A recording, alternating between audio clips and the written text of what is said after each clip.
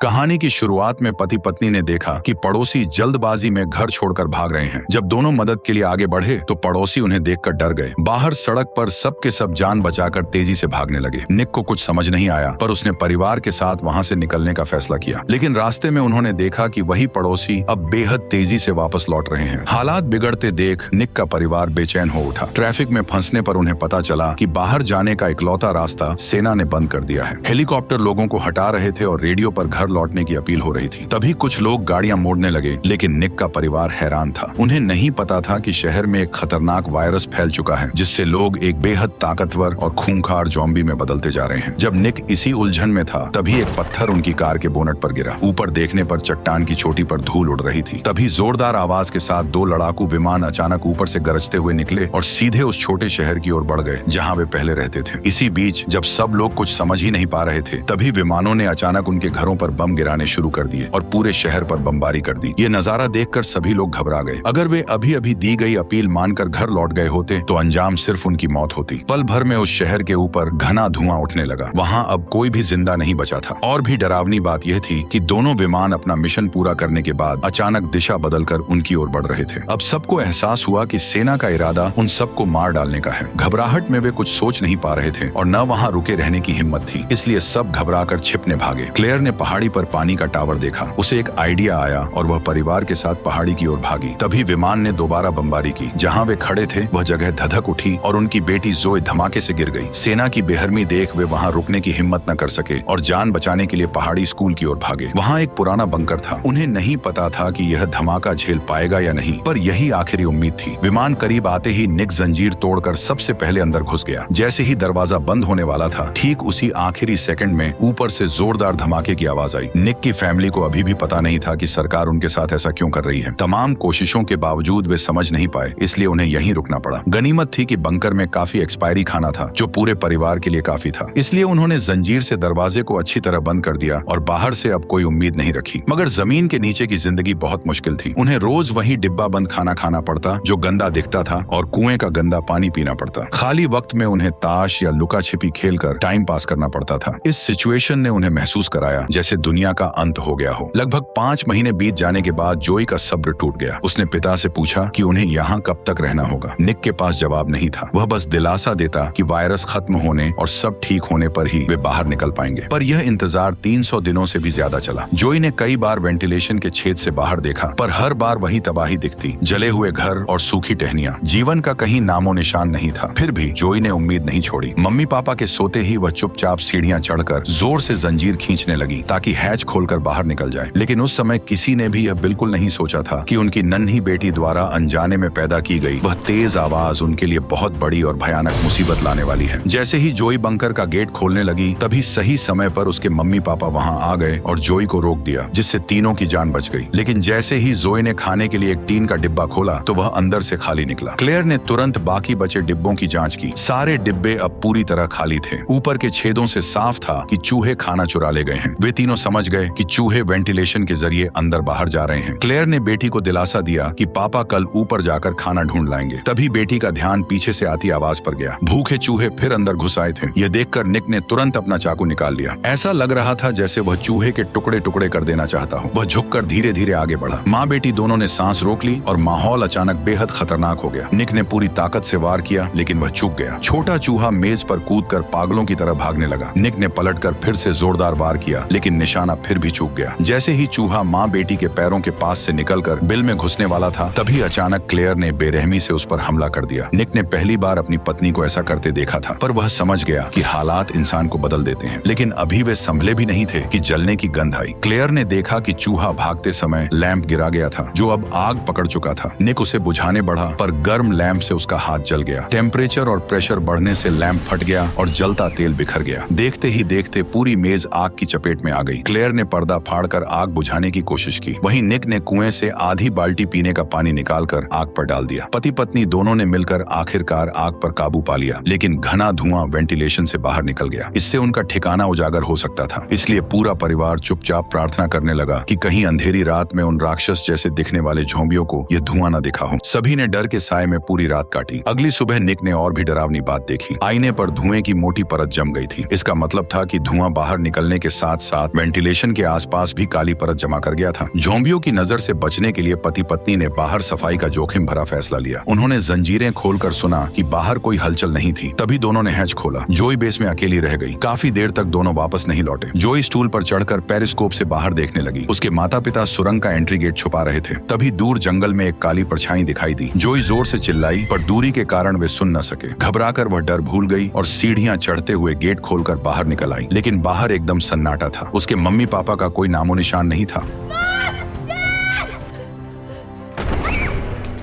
Mummy papa को जिंदा देखकर जोई खुश होने की बजाय घबराते हुए लगातार बड़बड़ाती रही। तभी अचानक जोई ने सामने की ओर इशारा किया। इतनी अफरा तफरी के बाद पता चला कि जोई केवल हिरण को देखकर डर गई थी। निक ने राहत की सांस लेते हुए अपनी बेटी को सहलाया, लेकिन क्लेयर हैरान थी कि हिरण आखिर भाग क्यों रहे थे। आखिर उनके पीछे क्या था जो उन्हें दौड़ा रहा था। खतरे का एहसास होते ही सब लोग जल्दी से बेस में लौट आए। निक ने लकड़ी की पट्टियों से सुराख बंद किया और लोहे की जंजीर से दरवाजे को अच्छी तरह बांध दिया। जब उसने कई ताले और सुरक्षा इंतजाम कर लिए, तब जाकर वह शांत होकर बाहर की हलचल सुनने लगा। निक ने सांस रोककर ध्यान लगाया और सचमुच उसे बाहर से साफ साफ कदमों की आवाज सुनाई दी, जो धीरे धीरे पास आती गई और आखिरकार उनके सिर के ऊपर आकर रुक गई। ऐसा लगा जैसे उस ज़ॉम्बी को यहाँ कुछ अजीब महसूस हुआ हो। वह लगातार इधर उधर टहलता रहा, मानो कुछ ढूंढ रहा हो। निक उन कदमों की आवाज का पीछा करते हुए आखिरकार सीधे बंकर के दरवाजे के ठीक नीचे आकर रुक गया। गेट के अचानक बजते ही उनके दिल में डर की लहर दौड़ गई। निक और क्लेयर प्रार्थना करने लगे कि गेट खुल न जाए। अचानक ज़ॉम्बी ने दरवाजा खींचना शुरू कर दिया। दरवाजा जंजीरों से बंधा था, लेकिन उसे रोकना नामुमकिन था। जल्द ही जंजीरें टूट गईं और दरवाजा धीरे धीरे खुलने लगा। क्लेयर ने सीढ़ियों पर चढ़कर जंजीर को थाम लिया और पूरी ताकत से उसे बंद रखने की कोशिश करने लगी। निक ने भी आखिरी पल में पानी की पाइप तोड़ दी ताकि दरवाजे को अटका सके, लेकिन जब वह ऊपर चढ़ा तब तक बहुत देर हो चुकी थी। ज़ॉम्बी ने जोर लगाकर लोहे का दरवाजा उठा दिया और उसकी सफेद चमकती आंखें पास आ गईं। निक ने लोहे की पाइप से उसके चेहरे पर जोरदार वार किया। ज़ॉम्बी को अचानक हुए इस हमले की उम्मीद नहीं थी। दर्द से वह पीछे हट गया। निक ने तुरंत लोहे की पाइप से दरवाजा अटका दिया। जब उसने कदमों की आवाज दूर जाती सुनी, तब जाकर उसने राहत की सांस ली। लेकिन वे सभी जानते थे कि इस बंकर का पता चलने के बाद और भी ज़ॉम्बी यहाँ आ जाएंगे। जल्द ही तीनों निराश होकर सीढ़ियों के पास बैठ गए, मन में थोड़ी उम्मीद लिए कि शायद वो ज़ॉम्बी हार मानकर लौट जाएंगे, लेकिन ऐसा होता नहीं दिख रहा था। करीब 20 मिनट बाद स्टोर रूम की अलमारी जोर जोर से हिलने लगी। ऊपर से भारी कदमों की अनगिनत आवाजें आने लगी और आखिरकार ज़ॉम्बियों का झुंड वहां पहुंच गया। इसके तुरंत बाद वे सभी फिर से सुरंग के एंट्री गेट पर इकट्ठा हो गए और उस मजबूत लोहे के दरवाजे पर हमला करने लगे।